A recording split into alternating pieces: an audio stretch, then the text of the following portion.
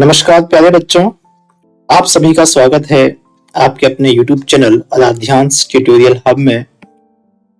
बच्चों, 28 मार्च से शुरू होने वाली प्राथमिक शिक्षा पूर्णता प्रमाण पत्र परीक्षा 2024 यानी 8वीं बोर्ड परीक्षा के आप लोगों की होने जा रही है 28 मार्च से।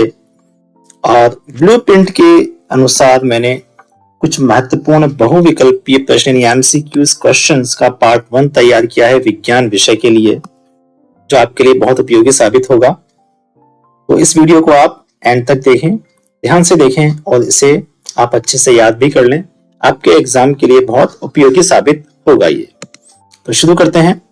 पहला क्वेश्चन है, पेट्रोल जैसे ज्वलनशील पदार्थों से लगने वाली आग को बुझाने में उपयोगी है। आपके पास जो ऑप्शन है वो है पानी, CO2, ऑक्सीजन या इनमें से कोई नहीं। आप जानते हैं अच्छे से इसका आंसर क्या होना चाहिए। इसका आंसर होगा CO2 यानी ऑप्शन इसका होगा ब। रीजन आप जानते हैं कि पेट्रोल जो कि ज्वलनशील पदार्थ है, ठीक है, और ये पानी से हल्का होता है। इसका घनत्व जो होता है पानी से हल्का होता है। अगर आप पानी और पेट्रोल को मिक्स भी करना चाहेंगे तो पेट्रोल जो है पानी के ऊपर तैरना शुरू कर देगा। तो जब भी अगर हम पेट्रोल से लगी आग को पानी से बुझाएंगे तो वो पानी क्या होगा, पेट्रोल के नीचे चला जाएगा और पेट्रोल की आग निरंतर जलती रहेगी। और ऑक्सीजन तो जलने में ही सहायक है। ऑक्सीजन को तो हम किसी भी आग को बुझाने में काम में नहीं ले सकते, ये तो उल्टा आग को और भड़काएगी। ओके, तो हमें क्या काम में लेना होगा, CO2 कार्बन डाइऑक्साइड। ओके, ज्वलनशील पदार्थ कौन कौन से होते हैं, पेट्रोल है, अल्कोहल, LPG। नेक्स्ट क्वेश्चन है, वह तापमान क्या है जिस पर कोई पदार्थ जलना शुरू होता है। अब जानते हैं किसी भी चीज को जब हम जलाते हैं तो वो एकदम से नहीं जलती। जैसे आप माचिस की तीली से एक पेपर को जलाएंगे, कागज को जलाएंगे, वो इजीली जल जाएगा। लेकिन आप चाहेंगे किसी एक मोटी लकड़ी को जलाना चाहें तो वो नहीं जलेगा। क्यों? क्योंकि उस लकड़ी को जलने के लिए एक न्यूनतम तापमान चाहिए जिस पर वो जलना शुरू होगी, और वो तापमान कहलाता है ज्वलन ताप। यानी इसमें उत्तर क्या आएगा, ब।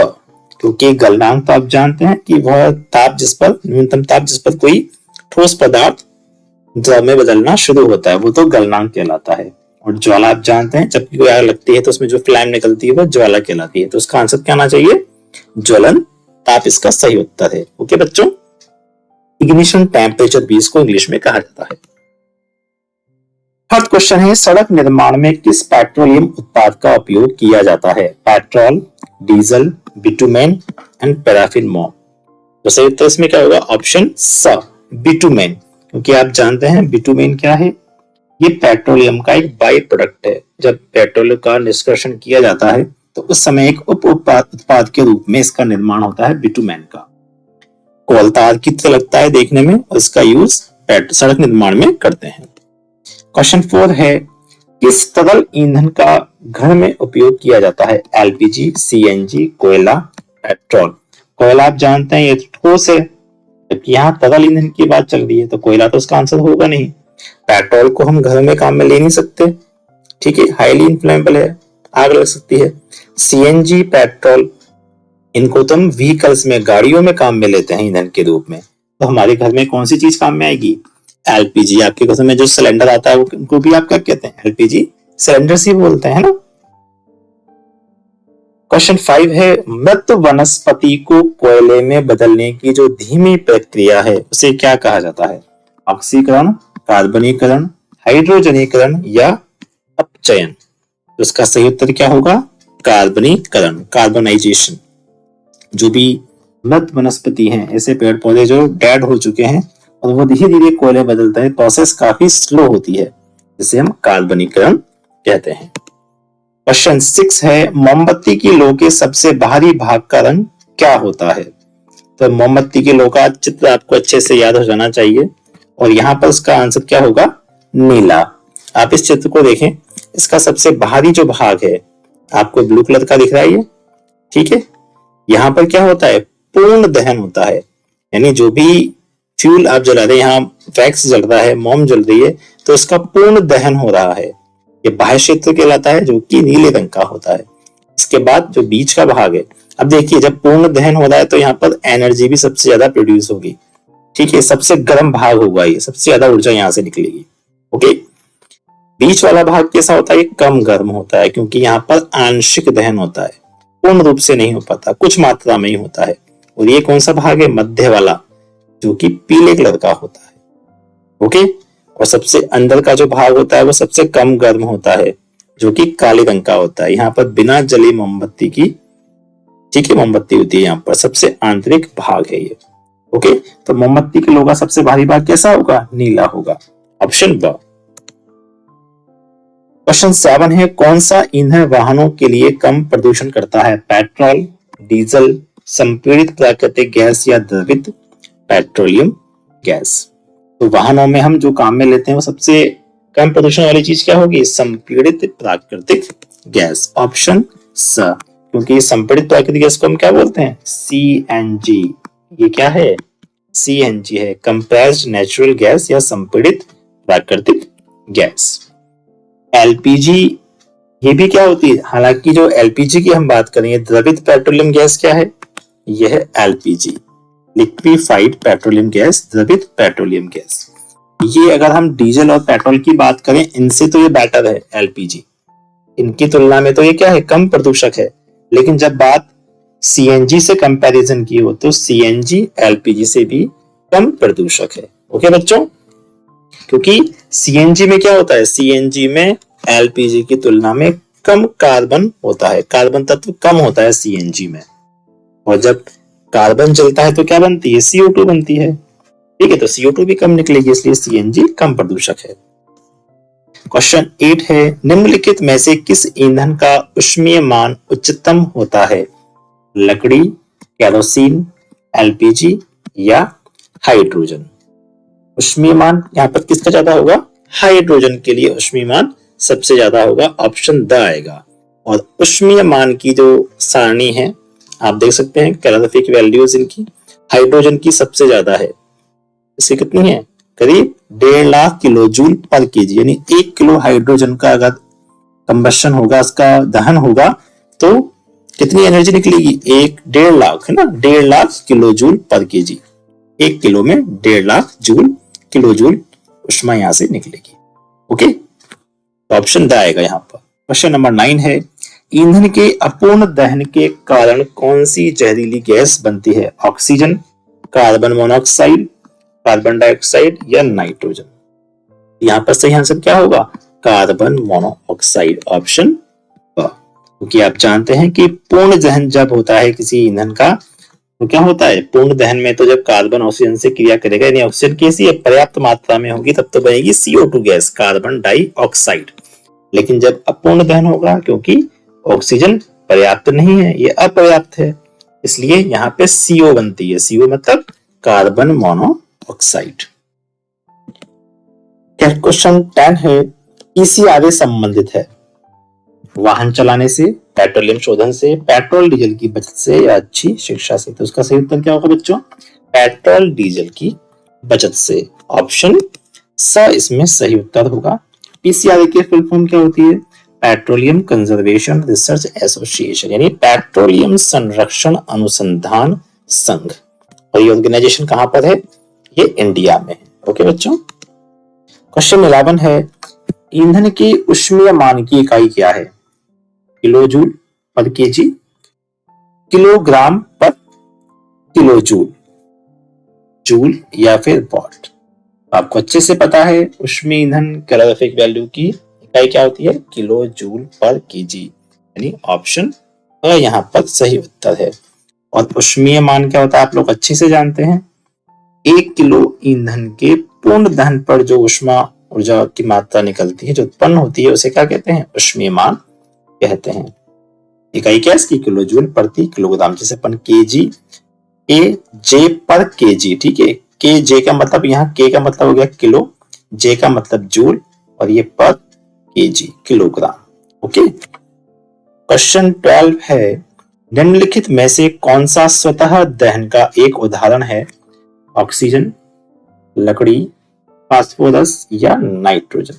तो आप जानते हैं कि फास्फोरस इनमें से एक ऐसा तत्व है जो कि अपने आप ही जलना शुरू कर देता है, स्वतः दहन हो जाता है इसका, बिना किसी प्रत्यक्ष कारण के अचानक इसमें जल उठता है। ये बहुत क्रियाशील होता है क्योंकि इसका जो ज्वलन ताप है, इग्निशन टेम्परेचर काफी कम होता है। क्वेश्चन 13 है, बिजली के उपकरणों में आग बुझाने के लिए सबसे अच्छा अग्निशामक है पेट्रोल, जल, रेत या कार्बन डाइऑक्साइड।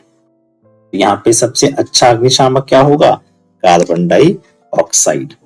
पेट्रोल की आग के लिए भी हमने कार्बन डाइऑक्साइड को चुना था, और बिजली के उपकरणों में हम जल तो डाल नहीं सकते, ये करंट लगने का डर रहेगा। पेट्रोल तो अपने आप में ज्वलनशील है, इसे हम काम में ले नहीं सकते। रेत से बुझा तो सकते हैं, लेकिन ये क्या करेगा? उस आग को केवल ऊपरी तरफ से बुझाएगा, रेत के नीचे आग जलती रह सकती है। और साथ ही साथ बिजली के उपकरणों में अगर आप रेत डालेंगे तो वो उनके जो सर्किट्स वगैरह में रेत चली जाएगी तो खराब होने का डर भी रहता है। इसलिए हम CO2 को यानी कार्बन डाइऑक्साइड को यूज करते हैं। इसके अलावा कुछ ऐसे रासायनिक पदार्थ जैसे कि सोडियम बाइकार्बोनेट यानी बेकिंग सोडा या पोटेशियम बाइकार्बोनेट के पाउडर को भी इनके ऊपर छिड़का जाता है, क्योंकि इनसे भी फिर फाइनली क्या बनती है? कार्बन डाइऑक्साइड गैस बनती है, जो कि आग को कंट्रोल कर लेती है। क्वेश्चन 14 है, वनों की कटाई के कारण वायुमंडल में कौन सी गैस बढ़ रही है? ऑक्सीजन, कार्बन डाइऑक्साइड, नाइट्रोजन या फिर ब और स यानी कार्बन डाइऑक्साइड एंड नाइट्रोजन दोनों। आप लोग जानते हैं कि जब वन ही कट जाएंगे तो, क्योंकि आप जानते हैं कि वनों से तो क्या मिलती है हमें? ऑक्सीजन।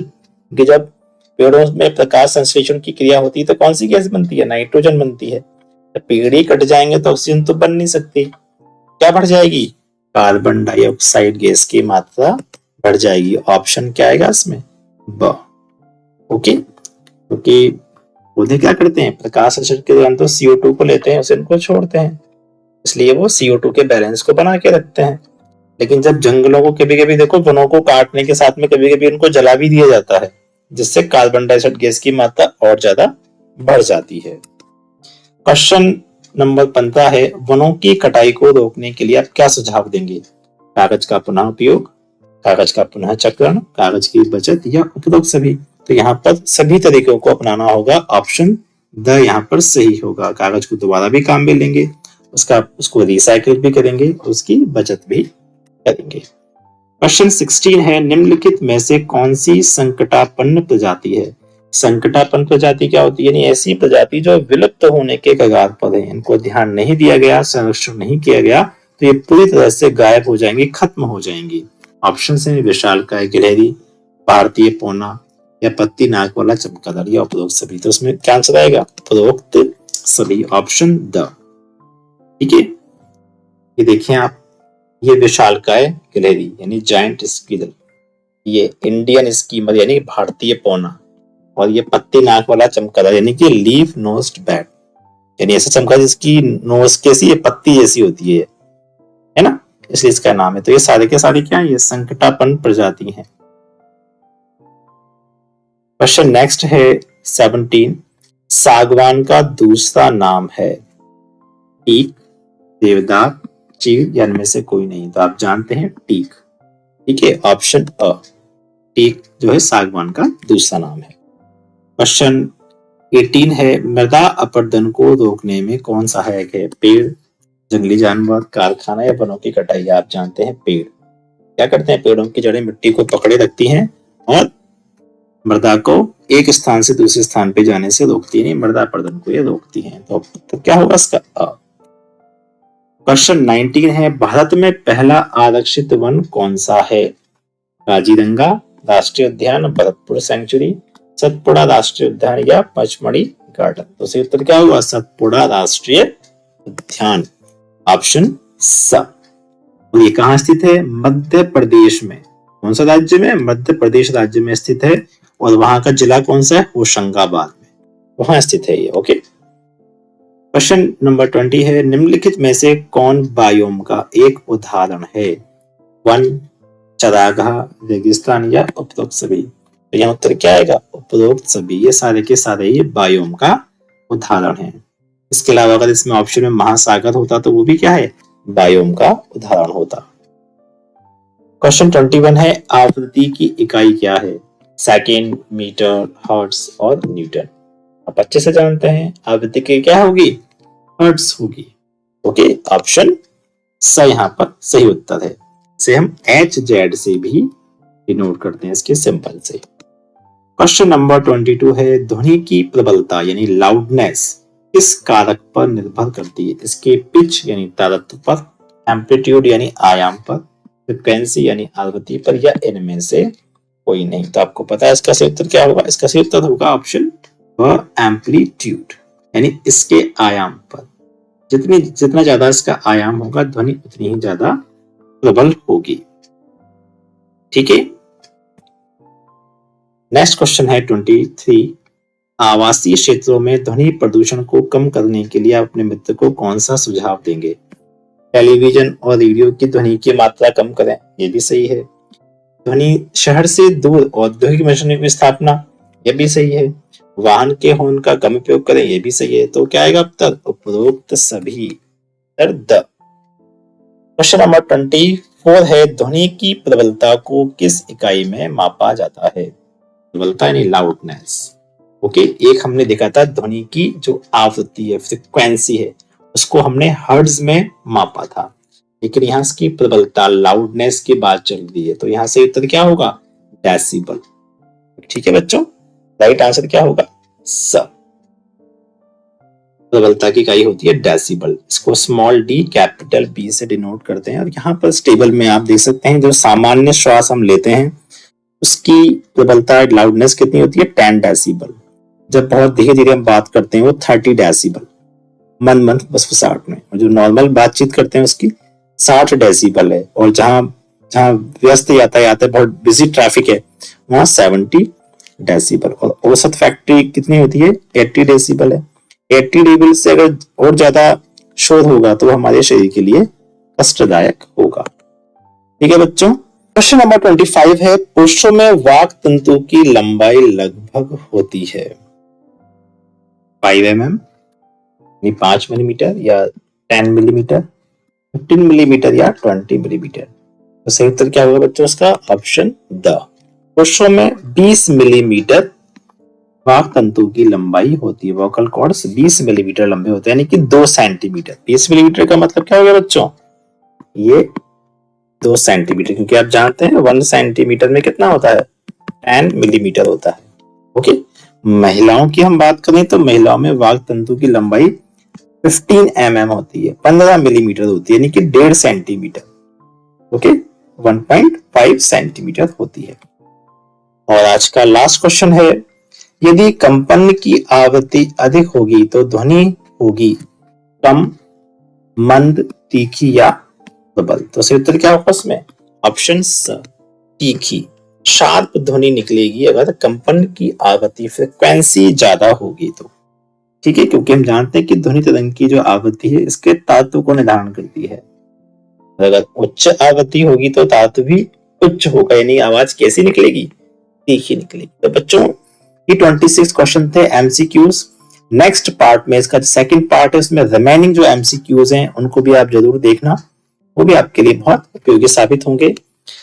मिलते हैं बच्चों नेक्स्ट वीडियो में। चैनल को आप देखते रहें, और अभी तक आपने चैनल को सब्सक्राइब नहीं किया तो सब्सक्राइब जरूर करें। वीडियो को लाइक करना ना भूलें और अपने दोस्तों को शेयर जरूर करें। बच्चों मिलते हैं नेक्स्ट वीडियो में। Till then keep watching Aradhyansh tutorial hub.